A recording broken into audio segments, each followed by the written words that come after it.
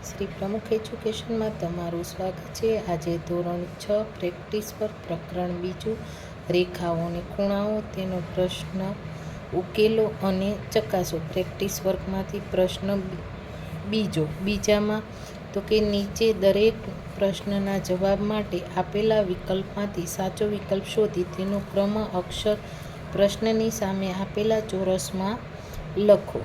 તો બે ભિન્ન બિંદુઓમાંથી કેટલી રેખાઓ પસાર થાય? તો એ। નીચેની કઈ આકૃતિમાં બિંદુ સી રેખાખંડ એ બી પર છે? તો કે સી। નીચેનામાંથી કોણ બે અત્યંત બિંદુઓ ધરાવે છે? તો કે સી। જો તમે પૂર્વ દિશાથી સરળ કોણ જેટલું ફરો છો તો તમે કઈ દિશા તરફ પહોંચશો? તો કે બી પશ્ચિમ પર। 251 એ ખાલી જગ્યાનું ઉદાહરણ છે? તો કે ડી। ખૂણો માપવા માટે કયું સાધન વપરાય છે? તો કે કોણ માપક એ। બે લંબ રેખાઓ વચ્ચે કેટલા અંશનો ખૂણો બને છે? તો કે બી 90 અંશનો।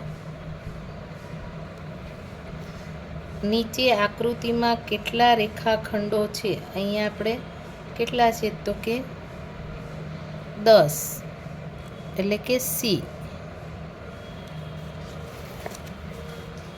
એક પૂર્ણ પરિભ્રમણ કેટલા અંશનો ખૂણો બનાવે છે?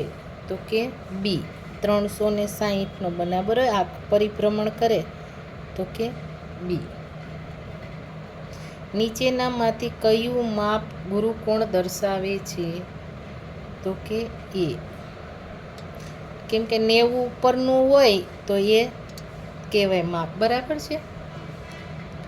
જો એક રમકડાની સાયકલના પૈડાને 12 આરા હોય તો બે ક્રમિક આરા વચ્ચે ખાલી જગ્યા ખૂણો બને છે? તો કે અહીંયા બે વચ્ચે કેટલાનો ખૂણો બને? તો કે સી। ઉત્તર દિશાથી શરૂ કરી ઘડિયાળના કાંટાની વિરુદ્ધ દિશામાં પૂર્વ તરફ ફરતા કેટલા ખૂણાઓ બને છે? તો કે 3 તો કે સી।